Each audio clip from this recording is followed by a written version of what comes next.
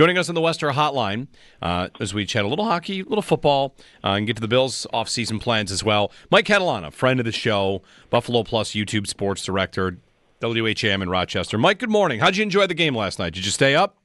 Oh, yeah, I was working. It was great. It was a great game. I love seeing people get so engaged. And, I mean, you got overtime. You got, I guess you'd call it a golden goal. Great hockey. Yeah.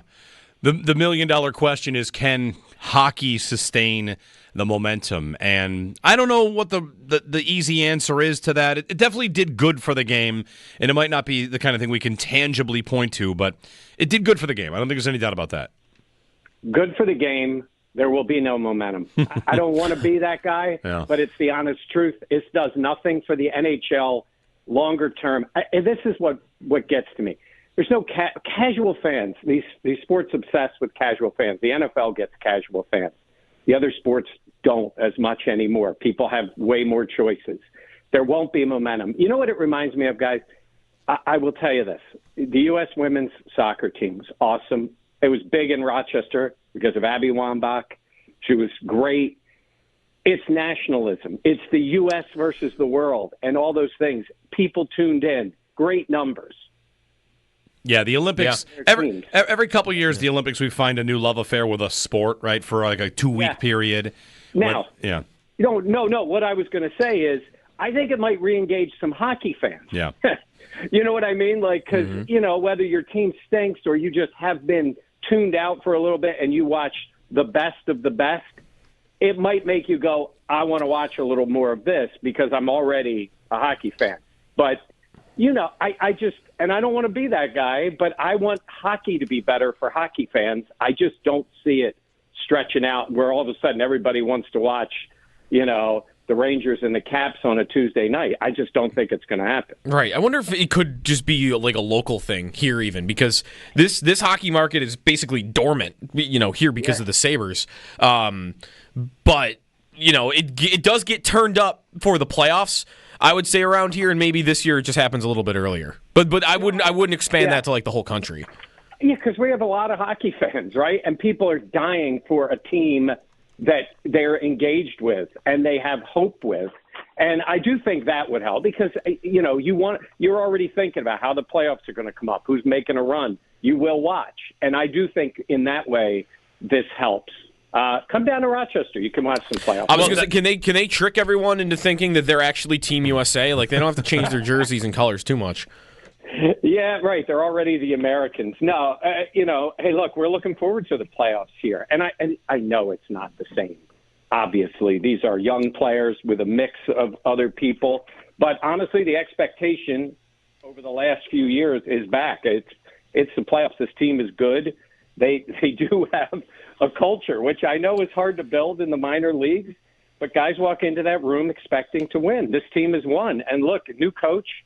He picked up where Seth Appert left off, and this team just is fun to watch.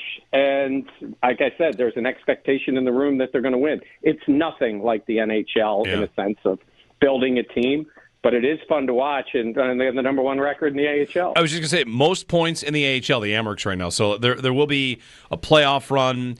And, Mike, how many players should Sabres fans even bother paying attention to? I mean, Devon Levi is a big part of that. For me, he's the number one guy I'd be paying attention to because I've got to find a way for the Sabres to eventually be good. And while they signed Luukkonen because he had a good season, I don't know, Levi's ascension to possibly being elite is still something I'm dreaming of, and he's having great success in Rochester when he's down there. I give him credit. He's bought in. He's been there with him. He's played really well. And we've seen this here before, right? I've been here a long time with this team. And we've seen, Marty do it and Ryan Miller, right? Goalies that you're like, hey, this guy has had a run with this team in the playoffs. And I think it's extremely helpful for their development. And I think for fans, that's probably the easiest thing to catch on to is watching the goaltender. I mean, his numbers are great. And again, he's a younger player, but he came into Rochester like, okay, I'm here. I'm going to play. And sometimes that doesn't happen, the truth is. But I give Levi a lot of credit. And then, Rosé, and obviously you've seen a little bit of him. He's one of those guys that just I shouldn't say he's not better than the league, but he's kind of better than the league. And it's just a matter of when he becomes a full-time player up there. You've seen it from Kulich. It takes a little bit of time, but these guys have a lot of talent. So I'd say certainly Roseanne is one of those guys too. Do you feel like the right attitude to take on Levi is, if you're a Sabre fan more so, I think, than an Amherst fan for this, that don't worry about what he has kind of struggled with in the NHL for the last couple of years, because he's still only 23, and a lot of goalies have not made the NHL by that age. Most haven't. So, I don't see a ton of this, but you do see a little of, I'm not really worried about what he's doing in the AHL. He's already showed me he's not that good in the NHL. I would want to take what he's doing down there as meaningful, and almost like whenever he shows back up, almost like Bulldog had this take on Twitter, like clean slate whenever he shows back up, and what's happening down there is meaningful. No question about it. And it's the idea of playing, and that's why I love the playoff series for these guys, because it is going maybe an overtime game and then having to come back and to play well, and a team sees you over and over again. I think it tests a player. And look, yes, he got those opportunities early. He's playing in Buffalo. Like, it's not exactly like he walked into this great team and he wasn't, he probably wasn't ready for the moment. All of this stuff helps him. Age is not a factor here. And if you're him, you are proving to the Sabres, and you're proving to all of hockey that you can play, and he'll get opportunities at some point. I think he'll be a different player the next time he's with Buffalo in a long-term situation. Is he the biggest difference for you between Amherst's playoff teams of recent years and this year? Like, the idea that he maybe could just get hot and stay hot, and that's how they could go all the way? No question. No question. And when you play, in this league, there's teams like Hershey, and they have really invested in the veteran players. I mean, there have been times, there's a lot of kids playing on this team. You see, 18 and 19-year-olds, and they're playing against men a lot of times, and they invest. But if you have a goaltender, and I think that's, the one year when UPL wasn't healthy and he couldn't play, but they were hoping to get him back, like, you really do need that. You absolutely need that to make it more of a run where you just keep playing all the way into the spring. And I think they're pretty hopeful that that'll be the guy this year. Mike Catalana joining us on the Western Hotline to chat a little bit about the Amherst, but also on the Bills and the offseason as we start to look towards the combine and who gets paid and how things should go from here. Mike, I've kind of got it in my head right now that Brandon Beane and the Bills should really, in the next 3 seasons, I mean, you want to make it 3 or 4 or whatever, all in on a level that they've never done before. We played a clip the other day of Beane talking about how he never wants to get to a spot where you have to strip it down when you have Josh Allen. And I think he might want to do that.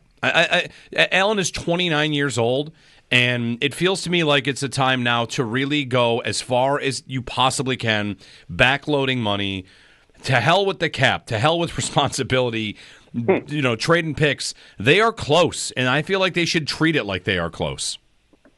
Yeah, I mean, look, I do think they would need a big move, multiple big moves, and I think I think we maybe would all agree that I think there should be one on the offensive side. I mean, it's nice to go into a season. Nice. It's comforting to go into a season where you're pretty good on the O-line and you have a great quarterback, right? But give him something more. And for what he did last year with, as pretty marginal group of wide receivers, some talent, but I mean, come on, he's throwing deep to Mac Hollins. We all know that. Give him that. But in order for that to work, you need more on defense. I mean, you see it. You see it around the league. You need impactful players. We always talk about it on our channel. You need more dudes than guys. They need more dudes on that team, especially on the defensive side. So look, you want to make a play. You want to go try to get Myles Garrett. Is that considered all in, depending on what you're trading? I guess. I mean, part of that issue is when you go all in and you spend some money on guys, it's nice to have young players who step into roles, right? And, they haven't had that as much as they probably would have liked, certainly at the number one guys. So I do think there's a combination there. You got to hit on the picks. But I'm with you on a sense of saying we've been in Allen's prime. That prime's going to continue, but you just absolutely need help. If Garrett isn't the move, do you feel like Bean's still going to be ultra aggressive, even if he doesn't shake loose? Like, it will be dependent on how many, star players are available. But can you foresee an offseason where they don't really make some sort of splash that gets people excited? Well, then they better hit on the draft, right? Because when you look, you say, look, you watched the defense. Like it's got to be more impactful. And so I heard you guys mention Milton Williams, who's a really good player. Now, it's nice lining up next to Jalen Carter, so that helps you. But that guy made plays all the time, and now he's going to get paid. And he's the type of player that will likely get overpaid. And he's not going to give Bills fans the same sense as you just brought in, Myles Garrett, right? Because he isn't close to the resume that player has had. But that's the kind of move you make, and you spend some money there, and I do believe that guy can be an impactful player. But now, the Eagles have been getting him at this rookie deal, and now somebody's going to pay him $20 million a year. Yeah. So you do have to weigh those two things together. But I think you need to do that. I think we all look at all these pass rushers and say, which guy is going to pop loose? Which team's going to trade him? I think Cleveland's going to trade Myles Garrett. I think they're kidding themselves if they don't think that's eventually going to happen. But I wonder how many teams are jumping in. And then even in that case, do the Bills have the ammunition to get him when you're picking 30th, depending on which teams want to give up picks for him? You mentioned that we mentioned Milton Williams. I was looking into his player profile and found it really interesting. He profiles a little bit like Ed Oliver in that he's better against the pass than against the run. PFF, Pro Football Focus, graded Milton Williams as the number one interior pass rusher in the NFL.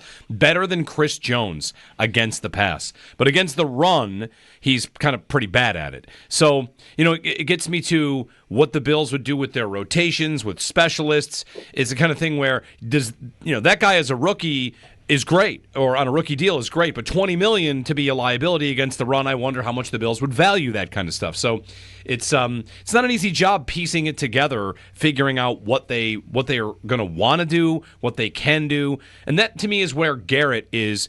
That's why you pay the big price for Garrett, right, Mike? What you're getting. You're getting a guy that produces wherever you put him. He produces through double teams. He produces no matter who he's next to. So people talk about the big trade for Garrett like a gamble. Reality, signing Josh Sweat or Milton Williams or one of these other guys, that's a gamble in itself. No question. And when you look at Myles Garrett's numbers, they're almost comical. The amount of games he's played, the numbers he puts up, there's no break there. It is what he does. And let's also be honest, he's been doing it with an awful franchise that has had all kinds of issues, and the guy just goes out. And I think it was at the Super Bowl, they were asking a bunch of players, the offensive linemen, who's the guy? Every single one of them that I saw made Myles Garrett the number one guy. We are talking about the best of the best here, still at an age. I know there's easy comparisons. You look at Vaughn with Vaughn's history, but obviously he was older. He had an injury. He was going from the short time with the Rams. Very different players. When you look at where you're getting him, it would be like getting Von Miller 4 years before. So, no. Hey, listen, you can make a move and get Myles Garrett, automatically you have an impact player who makes everybody on that line better. I just wonder, sitting there with the 30th pick, again, depends. I personally don't believe – I hear people mention, New England and these teams. Why would they be making a play for Myles Garrett? I look at it, I think, with draft capital. You got nothing. You're building with maybe a quarterback and going forward. I think it's the good teams, and it's just a matter of what kind of package they can put together for Cleveland, but I absolutely believe the Bills should be in on it. Chatting with Mike Catalana of Buffalo Plus on YouTube and WHAM. How about James Cook, Mike, before we go? Should the Bills worry about it? There's do you want to sign him? Do you want to be proactive, sign him now to an extension? He's out there saying he wants $15 million a year, which kind of brings this conversation to the forefront. He gets people talking about it. Do you think Brandon Beane and the Bills should be concerned about it right about now? No. And first of all, I want to say to James, I think he's a really good player. I think he helped the Bills a ton. This is not the time to make that noise before the draft and before free agency in terms of how much money. Wait a little bit. Have a little more leverage. You and I know he's not getting $15 million a year. That's not happening. Hey, might as well shoot for the moon and see what's out there. I don't think it's giving them one bit of pause at the moment. He's a running back. He's a very good one. But, I mean, it's a big leap from what he did on this team with Josh Allen as the quarterback and to what you saw Derrick Henry and Saquon Barkley do, right? The guys who were at the top of the food chain here. I think a lot of players would do well with Josh Allen next to them. I think he showed moments when we talk about dudes, not just guys. He definitely showed moments of that. But I look at position value and what's out there in the league, and I prioritize some of these other guys like Christian Benford ahead of them. I think you need a corner. This defense needs players, and I think in terms of what you're going to do long term, I look at those players, and he certainly isn't at the top of the list of the guys going into the final year for me. Would he be at the bottom of the list? The list, like Rousseau, Shakir, and Bernard are the others that they could pay. Like, would Cook be at the bottom of your list for that? Position-wise, he is, to me. Mm-hmm. I mean, listen, and I know the running back has had this resurgence, but I also look on the open market and say, like, okay, if he's on the open market today, how much money are you getting, and what moment are you worried about it? I would prioritize other players. If he's not at the bottom, he's in the lower half, I would say just because of position and position value. And I think teams believe, again, there's the exceptional players, but I don't think he's there yet. And I don't know if they're going to be paying for that with all the other things they need to take care of. Mike Catalana of Buffalo Plus on YouTube. You can subscribe, get all the stuff there. Mike, I don't know if you know this, we're on YouTube now too. So, I know. It's just two tired guys in the morning that they put cameras in our faces. Hey, listen, I listen to you guys all the time. I watch when I can, when I'm not listening. I will have to say, Jeremy, I got to give you a little bit of a hard time with something. Uh-oh. You were a little tough on Philly fans. Now, listen, I grew up down there. I know the feeling, and I think, they're feeling themselves a little bit now with the championship, a couple of Super Bowls and all, but a little tough on them. Maybe. They're playing the Chiefs. That's right. I forgave Philly fans for the way that Super Bowl went. It might be my favorite Super Bowl I've ever watched. It was. Well, it is funny. Like my wife was laughing. She goes, "You put on the Super Bowl," and I go, "It's one of those games where there's basically not a bad play for the Eagles in the entire game. Yeah. I mean, like when it was a game, so." It just was one of those days. So I'm just giving you a little bit of a hard time.